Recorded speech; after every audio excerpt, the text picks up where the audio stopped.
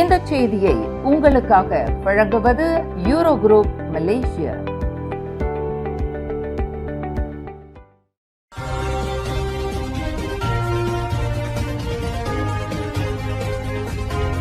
வணக்கம். திசைகளின் 5 மணி செய்திகள். பன்முகத்தன்மை நாட்டின் பலம். சீக்கிய சமூகத்திற்கு 5 லட்சம் ரிங்கெட் நிதி ஒதுக்கீட்டை அறிவித்தார் பிரதமர் அன்வார் இப்ராஹிம்.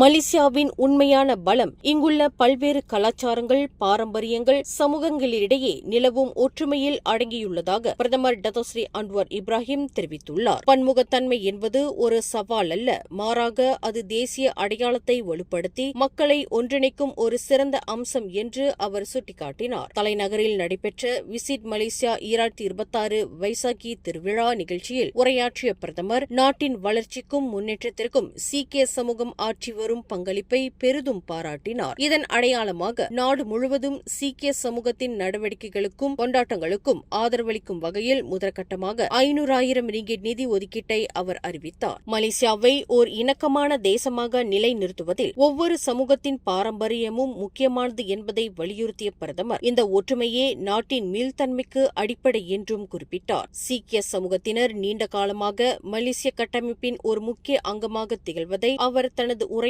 போது நினைவு கூர்ந்தார். மலேசிய இந்திய சமூகத்தின் நலிந்த பிரிவினருக்கு வாழ்வாதார பாதுகாப்பு வழங்கும் நோக்கில் மலேசிய இந்திய சமூக பொருளாதார உருமாற்ற பிரிவான மித்ரா அமைப்பு பந்துவான் சீனார் சஆயா திட்டத்தின் கீழ் 452,000 ரிங்கெட் நிதி உதவியை வழங்குகிறது. இவ்வாண்டின் 11வது தொழில்நுட்ப குழு கூட்டத்தில் அங்கீகரிக்கப்பட்ட இத்திட்டத்தின் மூலம் தகுதியுடைய 253 பயனாளிகள் பயன்பெற உள்ளனர். இந்த நிதி வரும் ஏப்ரல் 21ஆம் தேதி முதல் எவ்வித தாமதமும் இன்றி நேரடியாக பயனாளிகளின் வங்கிக் கணக்குகளில் செலுத்தப்படும் என மித்ரா உறுதிபட தெரிவித்துள்ளது. தேசிய நல வாரியத்தின் ஒத்துழைப்புடன் செயல்படுத்தப்படும் இந்த நிதி 4 முக்கிய தேவைகளுக்காக பகிர்ந்தளிக்கப்பட்டுள்ளது. குறிப்பாக நாள்பட்ட நோயாளிகள் 57 பேருக்கு மருத்துவ செலவுகளுக்காக தலா 3,000 ரிங்கெட் வீதமும், 126 மாற்றுத்திறனாளிகளுக்கு தலா 1,500 ரிங்கெட் வீதமும் வழங்கப்படுகிறது. மேலும் மகப்பேறு செலவுகளுக்காக 48 தாய்மார்களுக்கு தலா 1,000 ரிங்கெட்டும், குடும்பத் தலைவரை இழந்த 22 குடும்பங்களுக்கு மரண சடங்கு நிதியாக தலா 2,000 ரிங்கெட்டும் ஒதுக்கப்பட்டுள்ளது. நிதி பங்கீட்டுடன் மட்டுமின்றி இயற்கை சீற்ற நிவாரணம், படுக்கையிலுள்ள நோயாளிகளுக்கான மருத்துவ உபகரணங்கள் போன்ற விரிவான பாதுகாப்பு அம்சங்களையும் இத்திட்டம் உள்ளடக்கியுள்ளது. வறுமை ஒழிப்பை இலக்காக கொண்டு செயல்படும் மித்ரா தகுதியுடைய பயனாளிகளின் பட்டியலை தனது அதிகாரப்பூர்வ இணையதளமான www.mitra.gov.my இல் வெளியிட்டுள்ளது.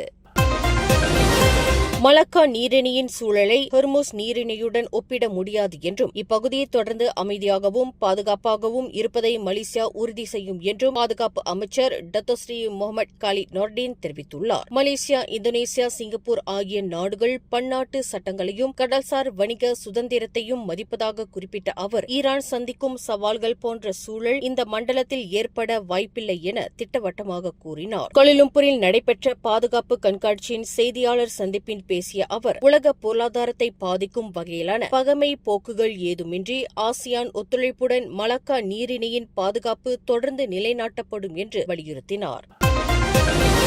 குற்ற சம்பவங்களால் பாதிக்கப்பட்டவர்களின் குடும்பங்களுக்கு இழப்பீடு வழங்குவதற்காக தனி சிறப்பு தீர்ப்பாயம் ஒன்றை அமைப்பது குறித்த பரிந்துரையை சட்டத்துறை தலைமை அலுவலகம் தீவிரமாக ஆய்வு செய்து வருகிறது. இதுகுறித்து கருத்து தெரிவித்துள்ள சட்டத்துறை தலைவர் தான்ஸ்ரீ முகமது டுசுகி மொக்தார், இத்திட்டம் செயல்படுத்தப்பட்டால் அது தற்போதைய சட்ட கட்டமைப்பிற்குள் இருக்க வேண்டும் என்றும், அதன் செயல்திறனை உறுதிப்படுத்த விரிவான ஆய்வுகள் அவசியம் என்றும் குறிப்பிட்டுள்ளார். இதற்கிடையில் புதிய தீர்ப்பாயம் அமைவதற்கு பதிலாக இணக்க முறையை பயன்படுத்துவது விரைவான, சிக்கனமான தீர்வாக இருக்கும் என மலேசிய முஸ்லிம் வழக்கறிஞர்கள் சங்கம் பரிந்துரைத்துள்ளதுடன், பாதிக்கப்பட்டவர்களுக்கு விரைந்து நீதி கிடைப்பதே முக்கியம் என்றும் வலியுறுத்தியுள்ளது.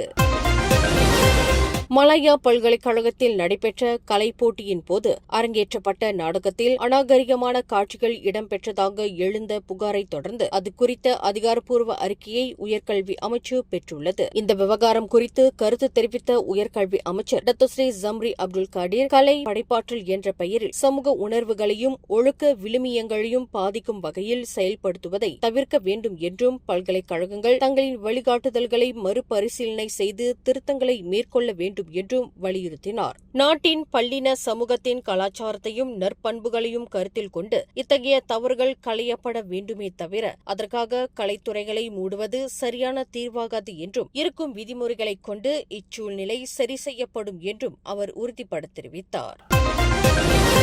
கோலாலம்பூர் ஸ்பிரிங் நெடுஞ்சாலையில் இன்று அதிகாலை நடத்தப்பட்ட குடிபோதை தடுப்பு சோதனையில் நிர்ணயிக்கப்பட்ட அளவை விட அதிக மது அருந்திவிட்டு வாகனம் ஓட்டிய வழக்கறிஞர் உட்பட 3 ஆண்கள் கைது செய்யப்பட்டனர். கைது செய்யப்பட்ட 30 வயதிற்குட்பட்ட அந்த வழக்கறிஞர் தான் நேற்று மாலையே மது அருந்தியதாகவும் இவ்வளவு நேரம் கழித்துதான் தாக்கம் இருக்கும் என்று எதிர்பார்க்கவில்லை என்றும் கூறிய போதிலும் சுவாச பரிசோதனையில் அவர் போதையில் இருந்தது உறுதி செய்யப்பட்டதாக கோலாலம்பூர் போக்குவரத்து புலனாய்வுத்துறை தலைவர் உதவி ஆணையர் முகமது ஜம்சூரி முகமது எசா தெரிவித்தார். மதுபோதையில் வாகனம் ஓட்டுவது உயிரிழப்புடன் கூடிய விபத்துகளுக்கு காரணமாக அமைவதால் இதில் எவ்வித சமரசமும் செய்து கொள்ளப்படாது என்று தெரிவித்த முகமது ஜம்சூரி பொதுமக்கள் இ-ஹெயிலிங் சேவைகளை பயன்படுத்துமாறு அறிவுறுத்தினார்.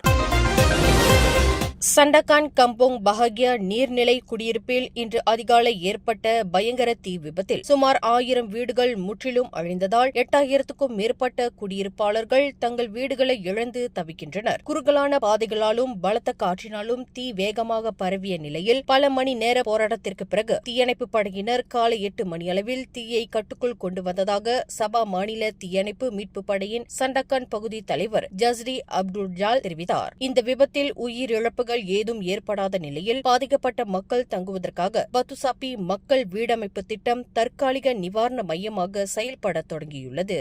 மேலும் செய்திகளை தெரிந்து கொள்ள கீழே இருக்கும் பெல் பட்டனை அழுத்துங்கள். உங்கள் மகிழ்ச்சியை வெளிப்படுத்த லைக் மற்றும் ஷேர் செய்யுங்கள். தொடர்ந்து திசைகளோடு இணைந்திருக்க சப்ஸ்கிரைப் செய்யுங்கள்.